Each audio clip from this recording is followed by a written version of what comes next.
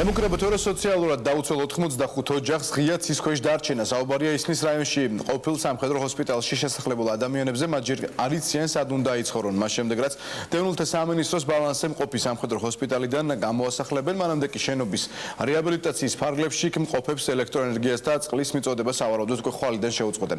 85 ოჯახს გამგეობა ქირით გადასვლას თავაზობს, ამისათვის გამგეობა თითოეულ ოჯახს 300 ლარს გამოუყოფს, თუმცა სოციალურად დაუცველების შეთავაზებას ამ დრომდე არ თანხმდებიან. ისნის სამხედრო ჰოსპიტალის ტერიტორიაზე შესახლებულ პირებს გადაადგილება მხოლოდ საშვებით შეუძლიათ.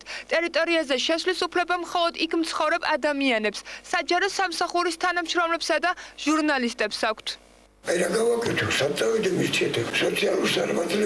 სოციალურად დაუცველი გავაქტიონ საბაშვილი უკვე 2 წელია ისნის ყოფილ სამხედრო ჰოსპიტალში ცხოვრობს.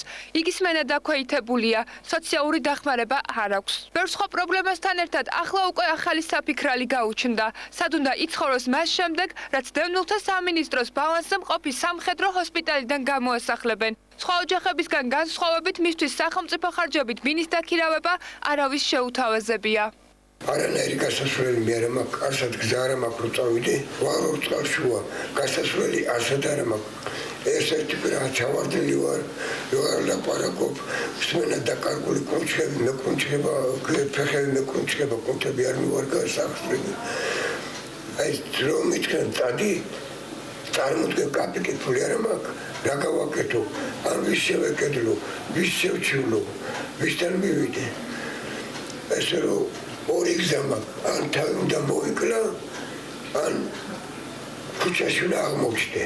ევა ახავაძე 5 შვილის დედაა. თვიდან თვემდე ახავაძეების ოჯახს თავის რჩენა მხოლოდ სოციალური დახმარებით უწევს. გასახლება ევას და მის 5 შვილსაც ემუქრებათ. ახავაძის თქმით, სოციალურად დაუცველ 85 ოჯახს გამგეობა ქირით გადასვლას თავაზობს.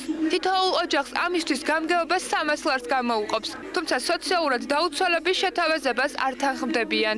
ყველა არასამთავრობო ორგანიზაციას, ვისაც კი რამე იურიდიული გაეგება, შეისწავლონ ეს სიტუაცია და ჩვენი ინფორმაციით ეს არ არის სამართლიანად, აი თუ გინდა როგორც დაცვა დგას და ეს მოდიან მერიის წარმომადგენლები და უკვე შემაწუხებელია, ხალხი პანიკაში შეყავთ რა.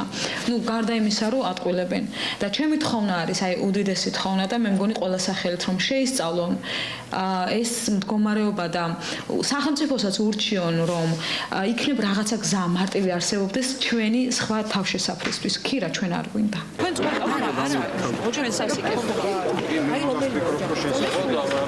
ყველა გამგეობა თავის რეგისტრირებულ მოსახლეზე იღებს პასუხისმგებლობას.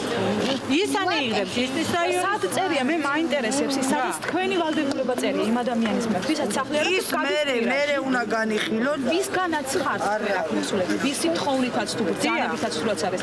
თქვენ რატომ არ გაქვთ იმის გარანტი, რომ რასაც პირდებით იმ ადამიანს აუცილებლად გარანტი გვაქვს ჩვენ მთავრობიდან წამოსული სიტყვის.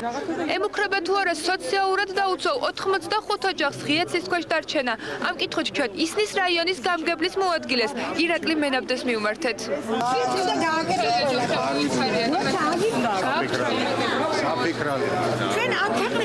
ისნის სამხედრო ჰოსპიტალში სოციალურად დაუცველ ოჯახებს ელექტროენერგიას და წყლის მიწოდებას სავარაუდოდ ხვალიდან შეუწყვეტენ.